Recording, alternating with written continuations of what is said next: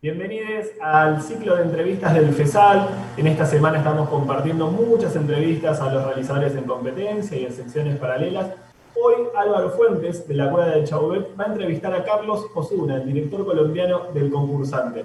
Así que los invitamos a disfrutar de esta entrevista y, por supuesto, a ver la película por Octubre TV. Ante todo, bueno, muchísimo gusto, Carlos. Eh, Quiero decirte que, bueno, que tuve la posibilidad de ver algunas de tus películas y lo primero que quería decirte es que me gustaron mucho. Eh, Así que, bueno, tengo como un panorama un poquito más amplio que el de simplemente El Concursante, que es la película de la que por ahí vamos a charlar hoy, o vos vas a contarnos un poco a partir de algunas preguntas que armé, ¿sí? Dale, perfecto. Bueno, en primer lugar, decirte que cuando vi El Concursante, lo primero que pensé es, bueno, una idea que la pensé mientras veía la película, pero que después vi que la crítica, digamos, colombiana, dice un poco esta cuestión, ¿no? Es como una especie de supuesto. La idea de que tu película es una metáfora de Colombia, ¿no? Yo pensaba, bueno, en ficciones clásicas de Colombia, como por ejemplo Cien años de soledad y ese pueblo de Macondo, que también metaforiza Colombia, o pensaba, bueno, en la estrategia del caracol. Yo te quería preguntar si vos te sentís parte de una tradición de la ficción colombiana en esto de metaforizar. En el caso de tu película El Concursante, hablas de una fila de gente que busca una olla a presión, este, y con ese recorte de la realidad vos hablás de el conjunto de la sociedad colombiana, ¿no? Podríamos decir, o de ese país tan complejo como cualquier país, pero con sus complejidades propias. Entonces, si vos te sentís parte de esa tradición de alguna manera de metaforizar al país, y en tal caso, si sí, ¿qué quisiste metaforizar? ¿De qué cosas quisiste hablar de Colombia? ¿Qué cosas quisiste retratar de Colombia, no? Bueno, pues lo primero es, en el cine colombiano hasta ahora está teniendo como una producción, digamos, regular. Antes podíamos, o sea, cuando yo me decidí a hacer cine, se producía entre una y ninguna película al año. Entonces, digamos que la noción de tradición es un poco compleja en un país en el que se producía tan poco. Y por otro lado, yo estudié artes, yo no estudié cine, así que siempre o sea, siempre he sido como una especie de outsider en la escena cinematográfica colombiana y es algo que disfruto, que me gusta, digamos que no quisiera ser parte como de el centro, sino me gusta más estar parado desde la periferia. Y es desde allí que miro también, o sea, como me siento parte de la periferia, y digamos mi relación con la ciudad, con Cartagena, que es donde se desarrolla el concursante, es una relación como de amor y odio muy grande, porque es una ciudad maravillosa, pero al mismo tiempo muy difícil para sobrevivir.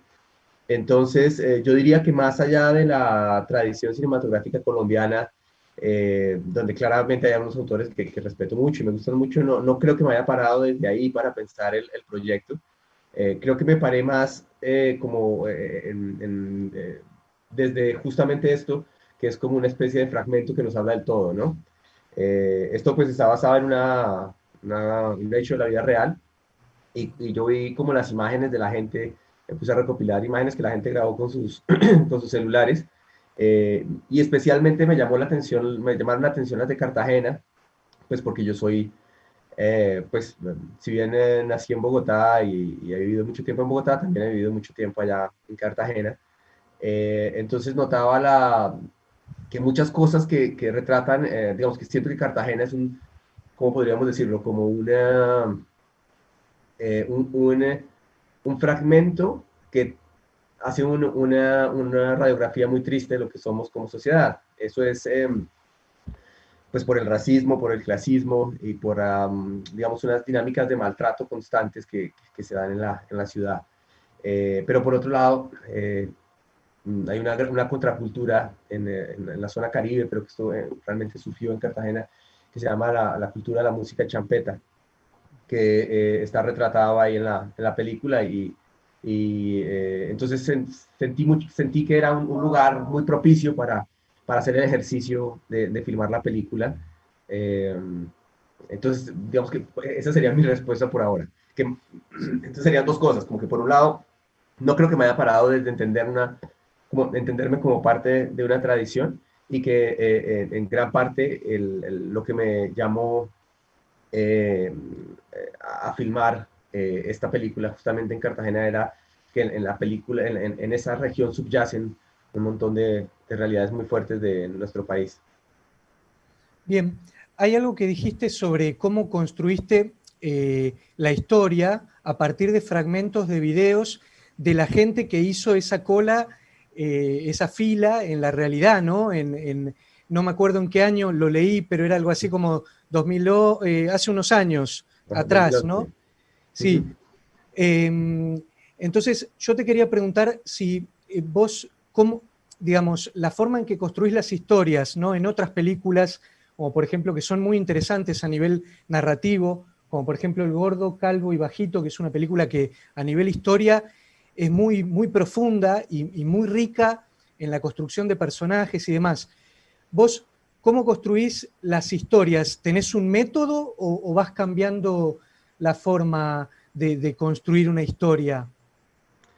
Mira que justo cuando yo estaba terminando Sin Mover los Labios, que es mi segundo largometraje, ya estaba trabajando en esta película que es muy extraño. Yo cuando he recibido fondos y dineros para hacer las películas no tengo guiones, sino tengo más bien como una estructura un poco, es más un acercamiento conceptual. Yo imagino que eso viene tal vez de mi formación como artista, que desde un guión sólido, digamos.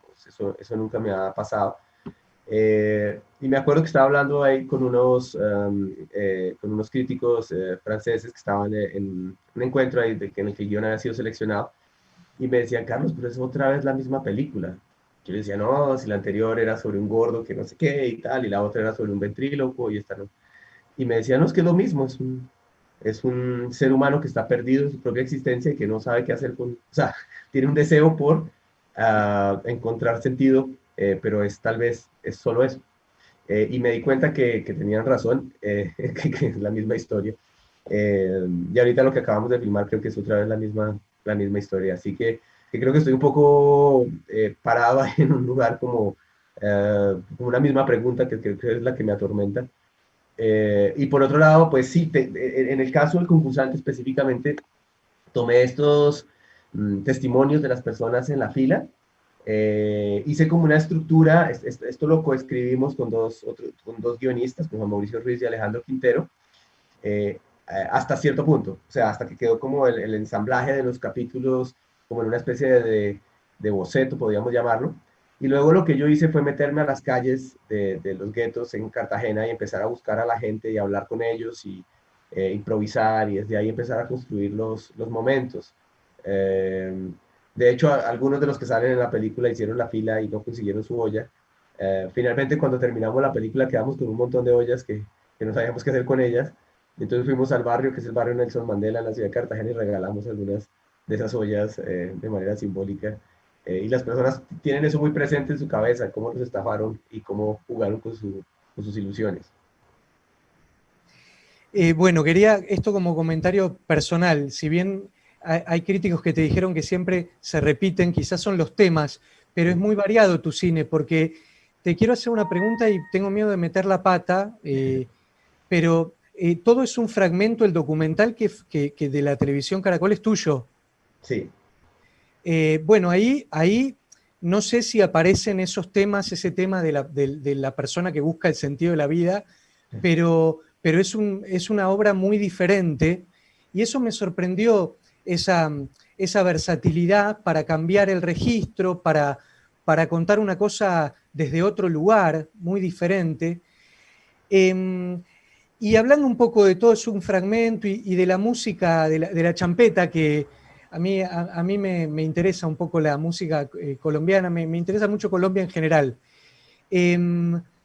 vos, tanto en el documental, todo es un fragmento, como en El concursante, vos utilizás la música del lugar. Es como si fuese, hay un personaje, hay un entrevistado, en todo es un fragmento que canta una canción medio rapeada, medio hip hopeada, que es muy interesante cómo vos la fusionás con el resto del sonido de la película. Vos armás ahí como una especie de comunicación entre los sonidos de la selva y la música que se produce en el Cauca. Y bueno, y también en el concursante vos, la música champeta, incluso trabajaste con un músico de Cartagena, y que es un actor. Lo sonoro para vos es muy importante, ¿no? En el cine, la dimensión sonora. ¿Cómo lo vivís eso? Mira, cuando yo tenía un colectivo con el que hacíamos como experimentación con con artes electrónicas y música, alcanzamos a hacer algunas piezas sonoras y multimediales. Y de hecho teníamos una gira planeada cuando salió el dinero para hacer Gordo, Calvo y Bajito y abandoné mi carrera como músico. Porque pues bueno, estaba esa oportunidad y tenía muchas ganas de filmar la película. Así que para mí pues siempre he tenido una sensibilidad sonora muy grande. En el caso de Todo es un fragmento, pues estábamos ahí en una selva a la que ahorita no se puede ir. Por ejemplo, ahorita es un lugar que el conflicto armado está muy fuerte. De hecho, la idea era estrenar el largometraje, perdón, el documental allá en la selva, y se hizo todo para que pudiéramos ir a estrenarlo, y pues por cuestiones de orden público nunca pudimos ir allá. Eso me da mucha tristeza. Pero siento que en ese documental, cuando yo llegué, la idea era hacer un documental sobre los insectos en la selva y las personas que viven como insectos en la selva. Esa era la idea. Pero cuando llegué me di cuenta que esas personas tenían la misma pregunta que sale en mis otras películas, y es que no querían estar ahí, que tenían una desazón tremenda, y que realmente no comprendían muy bien su propia realidad. Entonces, pues siento que de alguna manera se conecta con las otras. Y ahora, sonoramente, en el caso de El concursante, bueno, normalmente trabajo con el mismo diseñador sonoro, y además en la parte de la banda sonora del concursante intervine yo, trabajando con los músicos de allá de Cartagena. Trabajamos como, pues, sé que en Argentina no son tan conocidos, realmente en Colombia tampoco son muy conocidos dentro del gueto de la champeta, que son Charles King, Son Palenque, Kissinger, DJ Rata. Con ellos trabajamos, hicimos la banda sonora, y de hecho después de terminar la película nos llamaron para que hiciéramos un disco. Ahorita estamos haciendo un disco con toda esa gente porque les gustó mucho el sonido que salió de allí. Y bueno, ese es otro viaje en el que estoy ahora montado. Pero a mí digamos que la música champeta en Cartagena, y bueno, y en toda la región Caribe, eh, siempre ha tenido, ahora un poco menos, pero siempre ha tenido como un sesgo, ¿no? Como que se juzga a todo aquel que escucha esa música como un ratero, o como una persona violenta, o estúpida, o no sé, inculta. Y justamente es como una especie de punk caribeño. Si alguna vez vienen, los invito a una fiesta de pico, que es una cosa eh, impactante y además increíble. Eh, una especie de una cosa como psicodélica, bellísima. Entonces hay una expresión ahí muy poderosa de resistencia en la música, de resistencia, digamos, en cuanto a las letras. Muchos de los autores tienen esta cosa como combativa socialmente, pero por otro lado resistencia a la tristeza. Es decir, de alguna manera la fiesta es oponerse, o plantarle la cara a unas circunstancias que son bastante duras. Yo no me gusta como dramatizar las cosas, pero las cosas son como son. Cuando se estrenó la película para Colombia en el Festival de Cine de Cartagena, pasó una cosa muy extraña. El director artístico del festival me dijo: Carlos, te vamos a dar la sala más grande, pues porque hay mucha gente aquí en Cartagena que va a querer verla. Entonces me dieron una sala en el centro de la ciudad, que es como para 1.400 personas o algo así. Entonces estábamos muy contentos con poderla mostrar allá. Entonces le conté a la gente del barrio, y Elena, que es la señora que hace de Mari, me dijo: no, Carlos, pues muy bueno, pero ¿cómo vamos a mover la gente de aquí para allá? Yo les dije: no, pues tomen un bus o algo. Entonces me dice: mira, pasa un bus cada hora, y le caben 20 personas, ¿cómo vamos a llenar 1.400 personas con un bus? Entonces, algunas personas se fueron caminando, es una caminada, digamos que parte de la segregación en Cartagena es geográfica, es decir, los ponen, son muchos, la mayoría de los barrios son barrios de invasión y están ubicados en lugares muy lejanos, es de muy difícil acceso al centro. Pero lo que quería ir es que en medio de mi afán para que la gente pudiera ver la película, porque estaban todos muy emocionados, hablé con un señor que tenía un bus allá, entonces le dije, bueno, vamos, y juntamos a la gente y todos los que quepamos vamos al teatro, pero los buses no los dejan entrar al centro en Cartagena. Entonces paramos a la orilla de la playa y desde ahí vamos a caminar y de repente yo veo que la gente se queda tomándose fotos en la playa y dije, bueno, ya vamos porque va a empezar la película. Y me confesaron que muchos de ellos nunca habían estado en la playa, que eso es, digamos que es como, de nuevo, como una forma de mostrar las maneras en las que opera la sociedad cartagenera, que sé que la película que hicimos a la gente de los barrios le gustó mucho, pero las personas digamos, que pertenecen a la burguesía cartagenera de pronto no les gustó tanto que hiciéramos esta película. Carlos, ya como que no nos queda tiempo, pero te quería, para que contestes brevemente, aparece el tema de la violencia, tanto estatal como social, ¿no?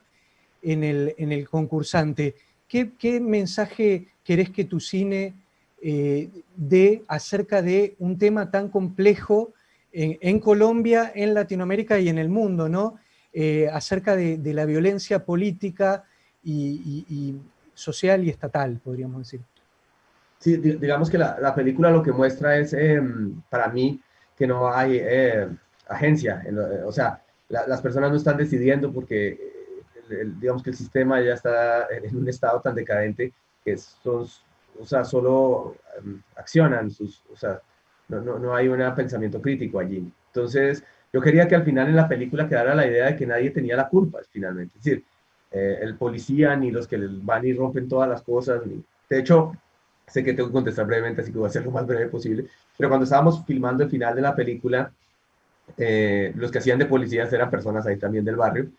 Y cuando se les vino encima toda esta masa de gente a golpearlos, me decían que para ellos había sido muy fuerte verse representando a las personas que ellos odian y contra quienes ellos pelean. Así que creo que la película va más por ese lado. No digamos que hace unos días aquí la policía en Bogotá asesinó a 13 personas. Hace un año hubo un asesinato terrible de un muchacho que se llamaba Dylan Cruz, aquí también en la ciudad de Bogotá, por parte de la policía. Pero creo que mirar el problema como que simplemente el problema de la policía me parece que es pues es bastante ingenuo, creo que es mucho más hondo el problema. Ojalá fuera así de simple. Gracias. Muchas gracias al FESAL también, ¿eh? No, muchas gracias a ustedes. Estuvimos escuchando a Carlos Osuna, realizador colombiano de la película El Concursante, entrevistado por Álvaro Fuentes de la Cueva de Chauvet. Así que los invitamos a conocer el sitio de críticas, que realmente es muy, muy bueno. Y por supuesto, a disfrutar una vez más del Concursante hasta el 5 de diciembre por la pantalla del FESAL en Octubre TV.